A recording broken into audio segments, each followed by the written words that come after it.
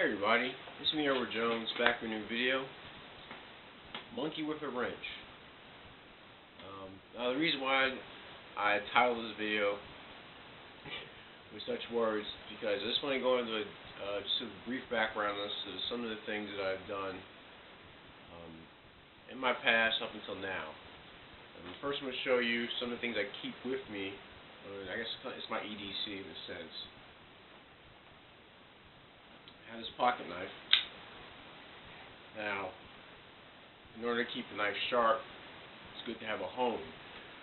So one thing that I keep with me is this diamond sharpening stone. I'm keeping that with me for about, I want to say like almost 5 months, and I've been trying to keep my tools sharp, keeping other knives in the kitchen sharp. I did a video on multi-tools, and I always keep this multi-tool with me. This is a Gerber multi-tool. Got this at a gun show, and I know soldiers usually carry this because they have attachments that are good for doing maintenance on M4s and M16s, as well as civilian model AR-15s. And then there's this. I keep this wrench with me just about everywhere I go. It's titled Monkey with a Wrench. My keys are on it. It always stays in my back pocket. It's good because I have to. Remember one of my jobs in the past was in a restaurant, and on the day the first day of working there, so on the off chance I just had this wrench with me. One of the tables was loose. I took this wrench out, flipped the table over, and I tightened the nut at the end, at the bottom of the table, and it fixed that problem. After that, I just always kept this with me. When I was about 4 years old, I got my hands on a screwdriver, and I used to back in New York do like this on the floor, on the tile, and I always thought about wonder how long it would take me to actually drill down from the floor into the apartment below us. And so my mom saw that I had a knack for working with my hands, tinkering and things. So she encouraged me. She encouraged me to go further with it. So I would, she bought me Legos, some of which I still have. Bought me Connects and erector sets. I remember one erector set that I got when I was 8 or 9 came with an electric drill. It was the first electric drill I ever had.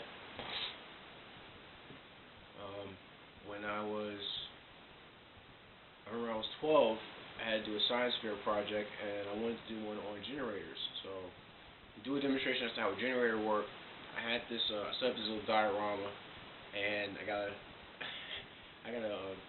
6-volt battery, one of the big ones, and I got it hooked up to an electric motor. And I hooked the electric motor up to another motor, which I showed in the diagram that if you turn the armature on the electric motor, it would actually generate electricity. And I had the wires from that second motor hooked up to a light bulb. And so I flipped the switch, electric motor spun, the other motor turned it into a generator with the light bulb, and that was my science fair project. Once I moved to South Carolina. Well, before then, I would go to my grandparents' house during the summer, and one of the things they had was they had enough land where they planted stuff.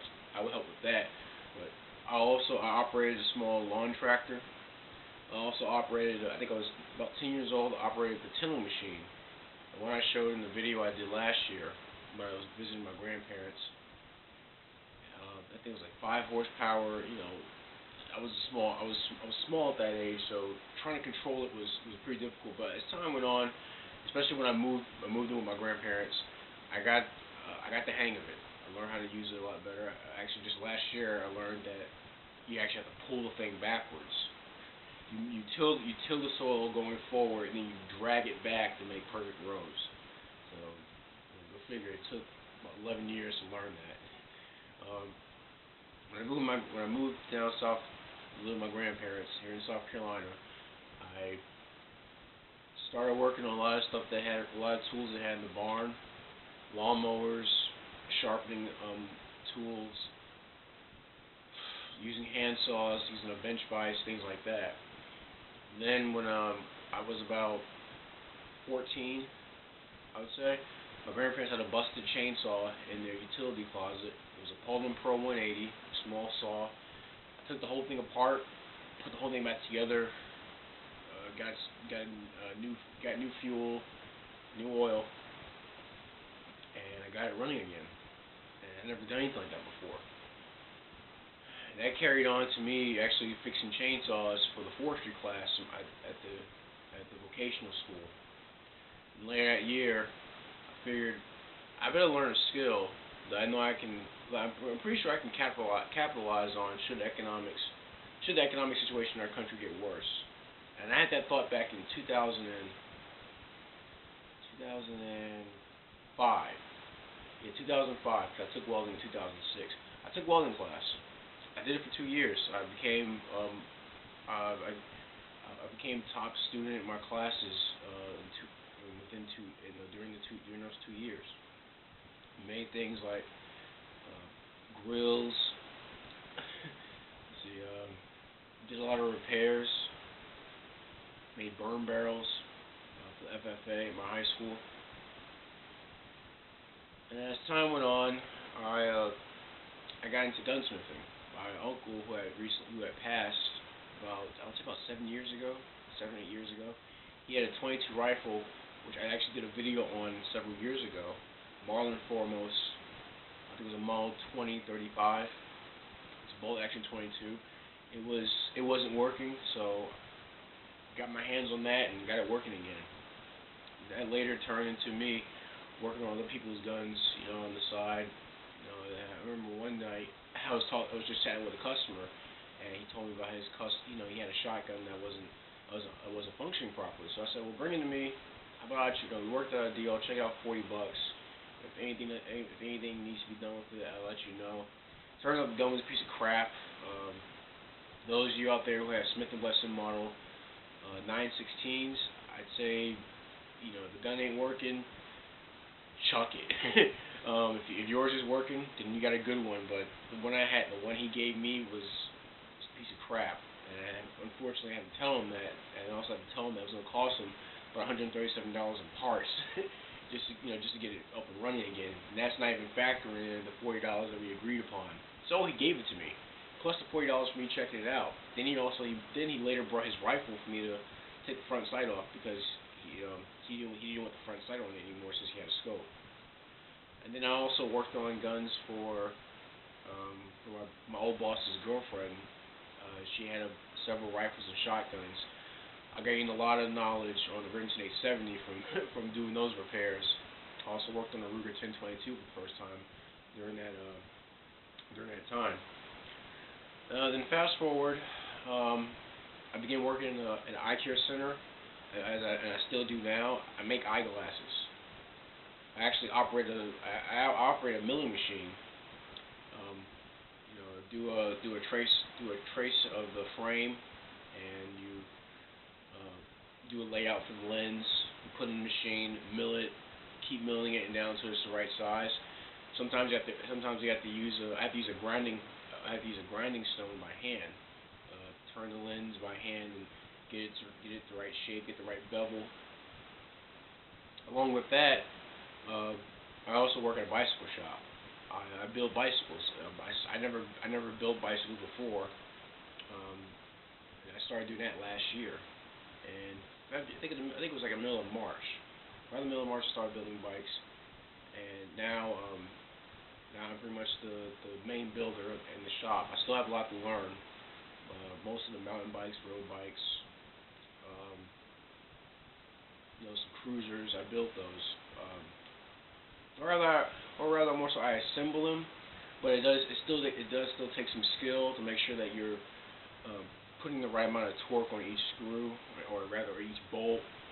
Make sure everything is in line. Make sure the derailleur, especially the front derailleur, is properly adjusted. Otherwise, the chains will rub, and the chain will sometimes jump different chain rings and such stuff like that. The reason why I'm saying all these things is because I believe in our society we place too much of an emphasis on, how should I put it? Think about this. How many people do you know, especially yourself if you're watching this, change their own oil or work on their own cars? Cars nowadays are made. You got to be a specialist, or you have to take basically you have to take it to a specialist to have it worked on, and it can be quite expensive. When I did a video on knowing and maintaining your tools, I was working on my truck in that video. I was actually changing out the wheels. I was trying to get my parking brakes set up. I took apart my rear brakes, cleaned them up, and then down the road I had to replace my wheel cylinders. I watched a bunch of videos on YouTube, that helped out. But I was able to do it. I'm still working on my truck to this day. It runs. I can still drive it everywhere. I can still drive it, every which way I want to go. But there's still some small things that I like to work on. We need to get back to working on our hands. We need to get back to fixing things. I just got done watching a video, by Miami Prepper, and he was talking about, civilizations being lost, and looking at us, we don't know, we don't really know how to work on things because we're so dependent on. I'm not going to say technology because technology is really a broad term. Scissors is a form of technology, the technique being cutting. But we've become so reliant on high tech stuff, computers, that we forget that not just not just so much. We put so much emphasis on software and forget that it takes a lot of hardware to get that stuff running. You still got electric motors inside of a computer. You still have electromagnets inside of a computer. A lot of that stuff, takes some handwork. You may have a robot building it, but still, it takes someone to maintain the robot.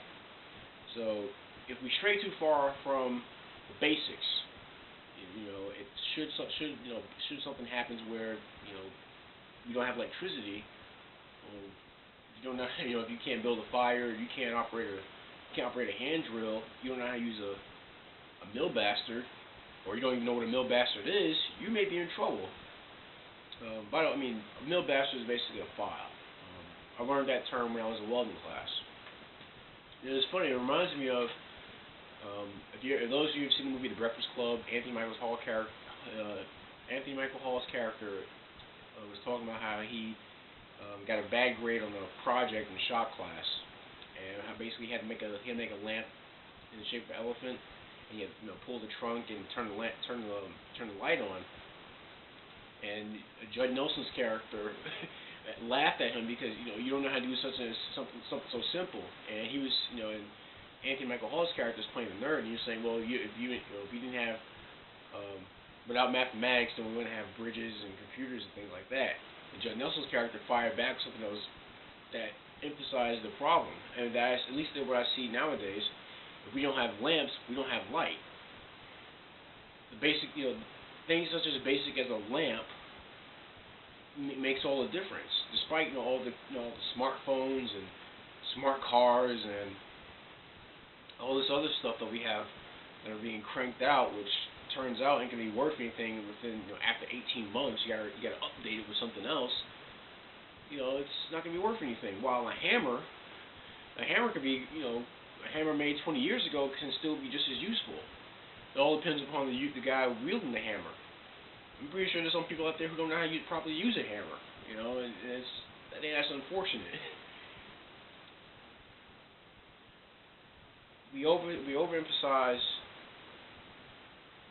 I think it's maybe math or science, things like that. We make it seem like you have to have such a high investment on knowledge on things that may not use in your day-to-day life, but we neglect to put a focus on the things that may be useful once in a while, like how to oil a hinge, how to fix windows. If there are any young people out there who have a knack for working with their hands, I'd say go run with it. if there are any parents out there watching this video, and you believe your child, you see them when to take things apart, when to see how things work. Encourage them, push them to want to know more, push them to want to work with their hands more. Like me, I keep my knife. I try to keep my knife sharp, everywhere I go. I keep a wrench with me because things need fixing once in a while. I'm a handy. More or less a handyman around this house. Go back to my grandparents to visit. I'm a handyman when I'm there too. Those skills is really hard to get rid of those kind of skills once you learn them and once you practice with them. And one of the best things you can do is actually teach someone who's willing to learn. As my grandmother, she's used a sewing machine a lot longer than I have, I picked that up a couple of years back. She's happy to see me do that kind of stuff. It's good to see that people they won't let certain skills fade away because we're making such advancements. But the problem is those advancements aren't really. They're built upon something that's more basic. When I was in college, I took a class called German Civilization, and one of the things we talked about in that class was how I think it was in the 1870s, 1880s, between 1860s and 1880s, you had a class of artists, musicians, writers, painters, who had contempt for the middle class workers. They called them Biedermeier. They called them Philistines. Basically, you had upper middle class wanting to look more prestigious. So they had certain furnitures and certain dress and things like that. And the artists they made fun of them. They called them Philistines. They called them uncultured. But one thing my professor pointed out was that the artists failed to realize those so-called Biedermeiers, the so-called Philistines, were the ones that were actually supporting them. You say if you were a painter, well, you need someone who can make paintbrushes. You need someone who can make paint. Someone who can make canvases. Someone who can make a frame for the canvas. Someone who can make a stand for the frame to sit on. If you were a musician, you needed someone to tune pianos, someone to build pianos, someone to cut the wood to make a piano, someone to forge the steel to make a saw to cut the wood to make a piano. It's funny. He said that he sees the same thing from his fellow colleagues, other professors. They said they have contempt for taxpayers. He said, which you think is funny because if it weren't for the taxpayers, then they wouldn't get paid. Essentially, what I'm saying is we have to get back down to the basics. We have to get back down to working with our hands. There's still a lot of things out there that I can learn. I'm still alive, so there's still a whole lot of things out there I can learn. But I try to improve on what I know right now. Toss out anything I don't need, and the things I do keep in my head, sharpen it. Hone those skills. I encourage you all out there to do the same. All my fellow do-it-yourselfers, keep doing what you're doing, and anyone who wants to learn, please teach them. Those who don't know about this kind of stuff, please, if you know someone who does work on their hands, ask them. I'm pretty sure they'd be happy to teach you. It's a lot of stuff. There's a lot of interesting things that can be taught to a person who don't have such skills. We have these not just for typing on a keyboard, not just typing on a keypad. We also have them for turning wrenches. Which is why I chose the title Monkey with a Wrench. I've often called myself a grease monkey. That's pretty much what I was in high school. I guess I'm pretty much the same thing nowadays with some of the work I do currently. But I think it's a good thing to want to build those skills, to want to bring those skills back.